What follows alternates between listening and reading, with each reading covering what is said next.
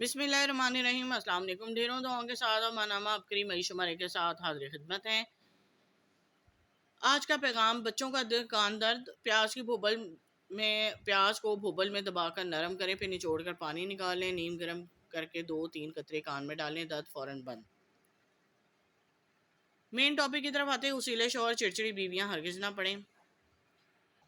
रिश्ता में मुंसलिक मर्द औरत बज़ाहिर एक छोटा सा ख़ानदान होते हैं, मगर इनकी निजी ज़िंदगी में माशरे का कितना गहरा ताल्लुक होता है, हम अक्सर इस बात को नज़रअंदाज कर देते हैं।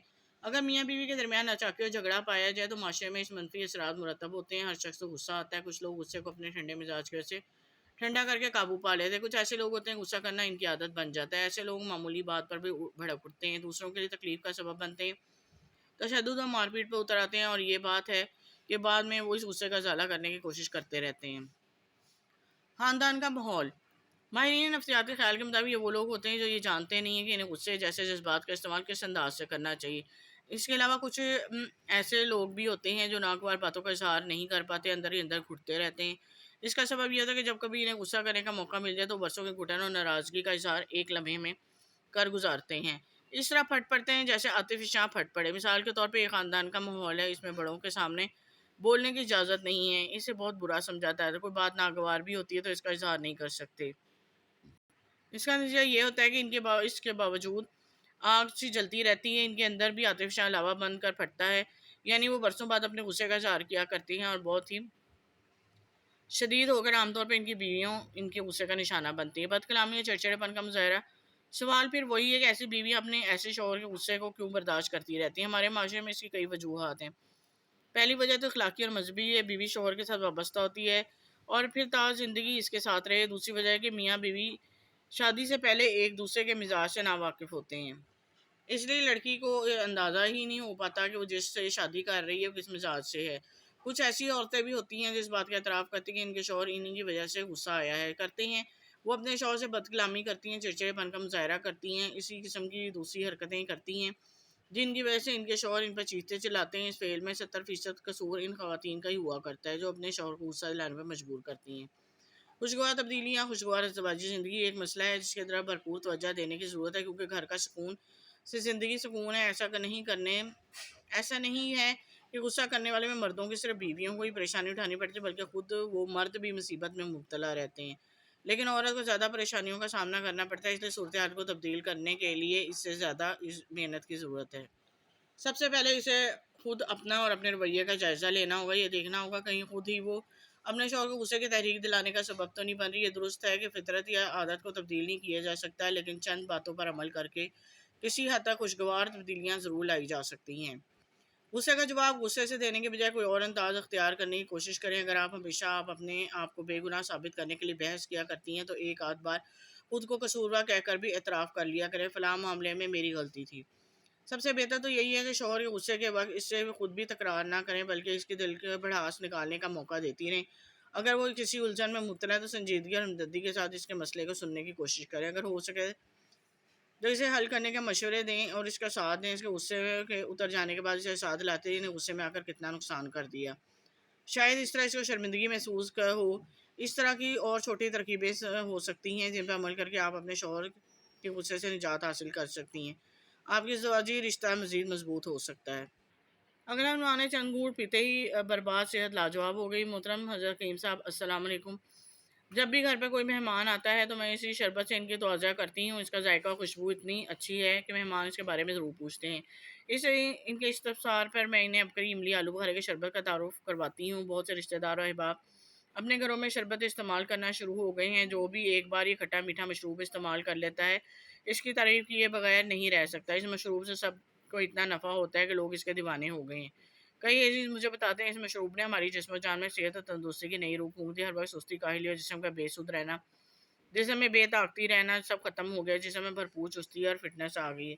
हकीकत है कि अबकरी ने हमें शऊर दिया है, सेहत को बर्बाद करने वाले मसनूई मशरूबात से निकाल कर फितरी और कुदरती चीज़ों को मतवज्जा किया है।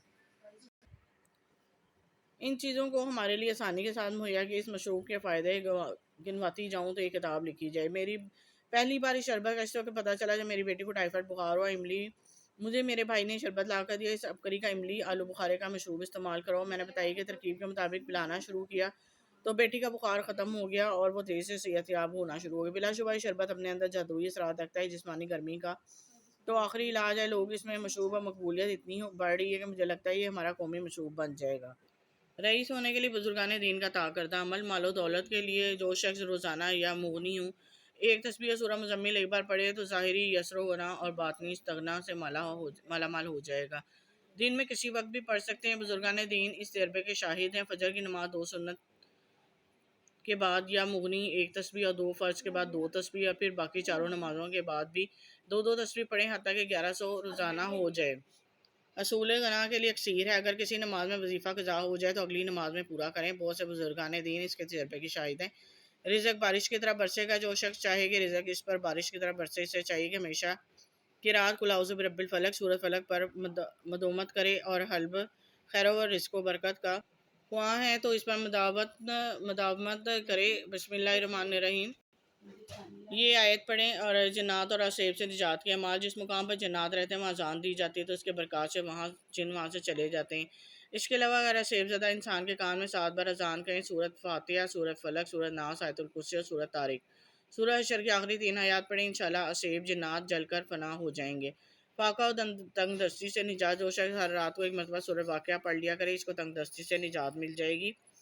کسی بھی قسم کا نشہ چھڑوانے کے لیے اگر کوئی شخص کسی بھی علت میں کا شکار ہو جائے، جو شخص خود یا کوئی دوسرا اس کی طرف سے فجر کی اذان سے قبل اول و آخر تاک تعداد میں درود شریف کے ساتھ 19 مرتبہ سورہ لہب پڑھے، کشائش رزق کے باعث اگر کوئی بھی چیز کھاتے وقت تسمیہ کے بعد یا شکور پڑھ لیا کرے تو رزق کا شکر احسن طریقے سے ادا ہو جائے گا۔ کشائش رزق کا باعث ہے، اگر نوالے اور گھونٹ کے ساتھ یا واجدو پڑھیں تو اللہ کریم جسمانی اور روحانی رزق کی فراوانی عطا فرمائیں گے انشاءاللہ۔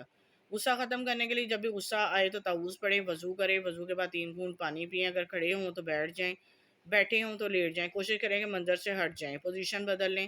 سورۃ النساء آیت نمبر 10 اور نرم ترجمہ ہے اس کا اور نرم کر دیا ہم نے اس کے آگے لوہا کثرت سے پڑھیں۔ رزق کی بندش دور کرنے کے لیے اول آخر تاک درود شریف کے ساتھ 129 مرتبہ سورہ کوثر روزانہ صبح شام پڑھیں، انشاءاللہ جسمانی اور روحانی رزق کی فراوانی عطا ہوگی، بندشیں ختم ہوں گی۔ نصیب کا رزق، حضور نبی اکرم صلی اللہ علیہ وسلم کا ارشاد مبارک ہے، جب ایک زاہد و عابد شخص نے سنا، اس نے سوچا کہ اس ارشاد اقدس کو آزمایا جائے۔ یہ ارشاد اقدس اوپر لکھا ہوا ہے۔ حضور نبی اکرم صلی اللہ علیہ وسلم کا ارشاد مبارکہ ہے کہ تو اللہ سے رزق مانگے یا نہ مانگے، تیرے نصیب کا رزق تیرے پاس دوڑا چلا آئے گا۔ اپنا گھر چھوڑ کر سنسان بیابان میں چلا گیا جہاں نہ پانی تھا نہ کھانے کو کچھ تھا، ایک پہاڑی کے دامن میں تھوڑی سی جگہ بنا کر لیٹ گیا، سوچنے لگا کہ اللہ مجھے یہاں کس طرح رزق عطا فرمائے گا۔ ابھی اس نے وہاں لیٹے کچھ دیر گزری تھی، قافلہ ادھر سے بھول کر ادھر آ نکلا۔ ان لوگوں نے دیکھا ایک آدمی پہاڑ کے دامن میں دنیا مافیا سے بے خبر پڑا ہے۔ انہیں بہت حیرانی ہوئی، اس شخص کو کسی جانور کا خوف بھی نہیں، معلوم نہیں وہ زندہ بھی ہے کہ نہیں۔ قافلے میں سے ایک آدمی قریب آیا، ہلا جلایا مگر وہ جان بوجھ کر نہ اٹھا، بلکہ ہلکی سی جنبش بھی نہ کی۔ اس کی حالت دیکھے قافلے والوں کو اس پر بہت ترس آیا، وہ سمجھے یہ بہت دنوں سے بھوکا پیاسا یہاں پڑا ہے، مارے نے کہا تو کمزوری کا یہ حال ہے۔ انہوں نے کھانے کا انتظام کیا، نوالے بنا کر اس کے منہ میں ڈالنے کی کوشش کی مگر اس نے حضور اکرم صلی اللہ علیہ وسلم کے ارشاد مبارکہ کی سچائی جاننے کے لیے منہ زور سے بھینچ لیا۔ قافلے والوں نے اسے کھانا کھلانے کی ناکام کوشش کرتے رہے اور سمجھے کہ یہ بھوک کی وجہ سے موت کے منہ میں جا رہا ہے، اگر کچھ نہ کھایا تو مر جائے گا۔ قافلے میں ایک عقل مند شخص تھا، نے مشورہ دیا کہ چھری کی مدد سے منہ کھول کر اس کے منہ میں نوالے ڈالے جائیں۔ عابد و زاہد شخص نے جب چھری کا سنا تو ڈر گیا، مارے خوف کے فوراً منہ کھول دیا۔ ان لوگوں نے اسے کھانا کھلانا شروع کیا، تب تک کھلاتے رہے جب تک حلق تک نہ بھر گیا۔ اسے عابد و زاہد شخص نے اپنے دل سے کہا کہ اے دل، اگرچہ میں اپنے جسم کو بے جان کیے لیٹا ہوں مگر حقیقت تو تجھ پر ظاہر ہوئی ہے۔ دل نے جواب دیا، ہاں میں نے فقط آزمائش کے لیے اس لیے کرائی کہ کبھی تو توکل سے منہ نہ موڑے۔ یاد رکھنا لالچ اور ہوس تو بالکل پاگل پن ہے۔ اس کے بعد اس شخص نے توبہ کر لی اور مان لیا کہ ہر کسی کو اپنا اپنا نصیب کا رزق مل کے رہتا ہے۔ جی امید کرتی ہوں یہ تمام عنوان جو آپ نے سنے دیکھے اچھے لگے ہوں گے۔ صدقہ جاریہ کے طور پر زیادہ سے زیادہ شیئر کر دیا کریں، لائک کر دیا کریں، چینل کو سبسکرائب کرنا مت بھولا کریں۔